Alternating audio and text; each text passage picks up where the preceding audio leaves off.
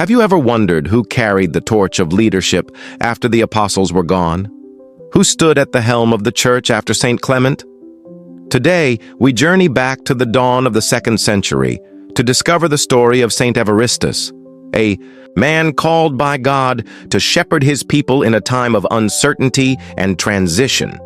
Quiet in history, yet powerful in legacy, Saint Evaristus reminds us that even those hidden in the shadows can leave behind a light that endures forever. Saint Evaristus was born to a Greek-speaking family with a Jewish father from Bethlehem.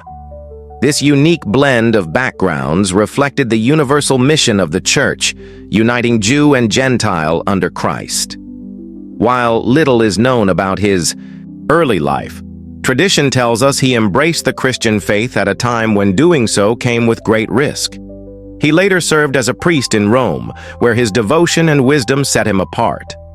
And then, by God's providence, he was chosen to succeed Pope Clement I, a man shaped by two cultures, united by one faith, now called to lead the growing church. And with that sacred calling, he stepped into one of the most critical moments in early Christian history. Evaristus lived at a turning point in the life of the church. The last apostle, John, was passing from the scene, and a new era was beginning. Around the year 97, Evaristus was elected Bishop of Rome. His leadership continued the sacred line from St. Peter through Linus, Anacletus, and Clement. Under the rule of Emperor Trajan, Christians lived under suspicion, often worshiping in secret, always vulnerable to persecution. Yet amidst this, Evaristus guided the faithful in Rome with strength and care. He wasn't just a successor, he was a bridge between the apostolic age and the growing church, and in this role, his lasting contributions began to take shape. Though little survives of his personal writings, Saint Evaristus left a legacy that helped shape the church's foundation. Ancient tradition tells us he organized the Roman Church more fully, assigning priests to specific communities, what we might now call parish churches. He appointed 7 deacons to assist with the needs of the faithful, ensuring the growing Christian flock was cared for with pastoral attention. He also ordained new clergy and bishops to serve communities beyond Rome, signaling the church's expanding mission. One beautiful tradition says that Evaristus emphasized the sacred nature of Christian marriage, requiring it to be celebrated publicly and with the blessing of a priest.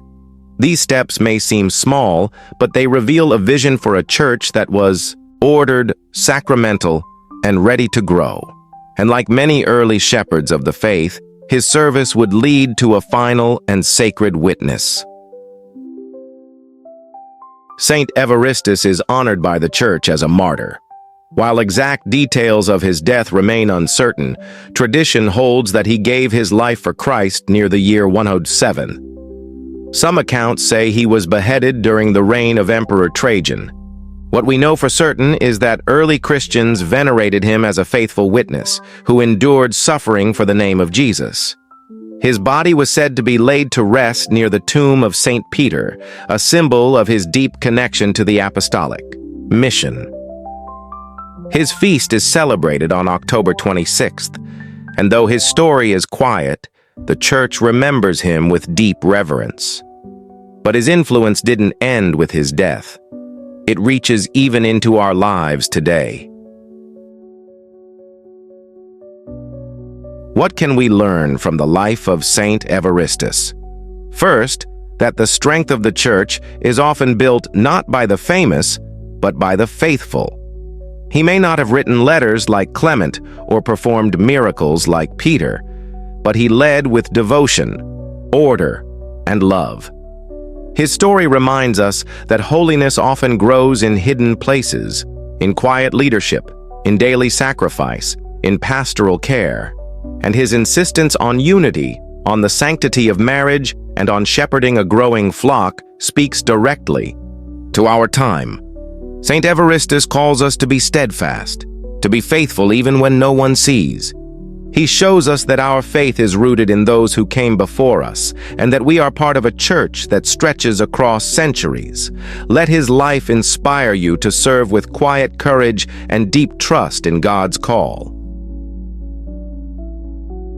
If the story of Saint Evaristus inspired you, please give this video a like, share it with someone who loves church history, and subscribe to our channel, Jesus' Way of Salvation. Together, may we keep walking in the footsteps of the saints, on the path that leads us home. Thank you, and may God bless you.